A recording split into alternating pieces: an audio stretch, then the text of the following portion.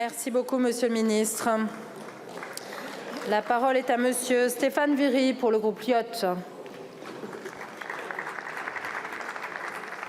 Merci beaucoup, Madame la Présidente. Monsieur le Premier ministre, j'interroge aujourd'hui le gouvernement sur sa politique de l'emploi et l'action pour le travail.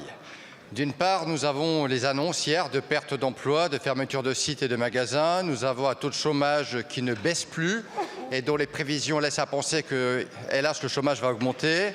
Et d'autre part, nous avons depuis des mois, chaque jour, partout en France, des entreprises qui peinent à recruter, quel que soit le secteur d'activité, quelle que soit la taille de l'entreprise. Il y a une pénurie de main-d'œuvre, il y a des offres d'emploi qui ne sont pas pourvues, à l'exaspération croissante de dirigeants d'entreprises. C'est préjudiciable, et vous le savez, pour nos entreprises, c'est préjudiciable pour notre économie, c'est préjudiciable pour ces hommes et ces femmes qui sont durablement au chômage et qui aspirent à trouver leur place dans la société par le travail. Ce paradoxe ne cesse de nous interpeller, de nous déranger, c'est un paradoxe qui dure. Lors de son discours de politique générale, le Premier ministre a exprimé sa conviction sur le sujet, celle d'une capacité des partenaires sociaux à engager des négociations décisives sur l'emploi des seniors et sur l'assurance chômage. Ma question est la suivante. Qu'en est-il aujourd'hui et quelles sont les attentes du gouvernement sur ces négociations? Et je pousserai une deuxième question compte tenu de l'actualité. Est-ce que le plein emploi fait partie encore des priorités absolues du gouvernement dans le cadre de ses actions? Et qu'en est-il de cette volonté de faire la France du travail pour tous? Je sais très bien qu'il sera difficile de descendre sous un plafond de 7% de taux de chômage, mais que l'objectif de lutter contre le chômage de masse et le chômage de longue durée me paraît prioritaire. Ma question est également simple. Est-ce que vous entendez modifier les paramètres de l'assurance chômage? Si oui, lesquels et dans quelles modalités? Et ma seconde question, c'est est-ce que l'assurance chômage est pour vous, dans votre gouvernement, au service de la politique de l'emploi? Et j'aurai une dernière question sur les politiques d'insertion pour celles et ceux qui sont durablement éloignés de l'emploi. Quelle est l'ambition du gouvernement sur des politiques d'insertion pour redonner la place de la société par le travail? Je vous remercie, mon cher collègue. La parole est à Madame Astrid Panosyan-Bouvet, ministre du Travail et de l'Emploi.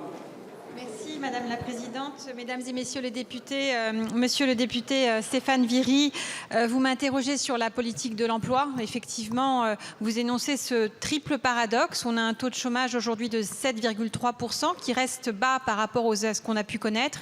Il reste supérieur à la moyenne de l'Union européenne. Et nous avons aussi près de 500 000 emplois aujourd'hui non pourvus. Et c'est ce paradoxe-là qu'il faut aujourd'hui traiter. Ce taux de chômage, il est élevé parce qu'on a un taux d'activité qui est particulièrement bas sur les jeunes et sur les seniors, et je sais que cette question vous est chère. Nous avons, avec le Premier ministre, relancé la question et de l'assurance chômage et de l'emploi des seniors par le dialogue social, et je n'ai pas envie de préempter vraiment les négociations qui ont lieu actuellement et qui doivent trouver une finalité mi-novembre, mais nous pourrons en reparler. Mais ça concerne à la fois les bornes seniors en ce qui concerne l'assurance chômage, ça concerne les entretiens de mi-carrière, les formations, le recrutement pour les seniors, les retraites progressives. Donc c'est quelque chose de très complet. Sur la question des offres d'emploi non pourvues aujourd'hui, je pense on a un dispositif de formation professionnelle aujourd'hui qui est extrêmement riche, mais extrêmement complexe, qui gagnerait à être plus efficace en termes de lisibilité. Et je pense que les financements publics de la formation professionnelle de tout type de dispositif gagneraient à être fléchés précisément vers les besoins aujourd'hui en main-d'œuvre des entreprises et vers les métiers en tension. Enfin, en ce qui concerne l'insertion des publics éloignés, eh bien, vous connaissez, je sais que vous êtes attentifs aux 40 expérimentations qui ont eu lieu sur le BRSA. Il y a quand même des résultats très encourageants. Plus de 40% des bénéficiaires qui sont passés par ce dispositif ont connu un emploi dans les 6 mois qui ont suivi cette entrée en dispositif. C'est précisément ce qu'on veut pouvoir généraliser.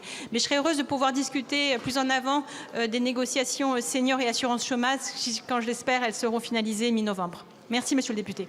Merci beaucoup, Madame la Ministre.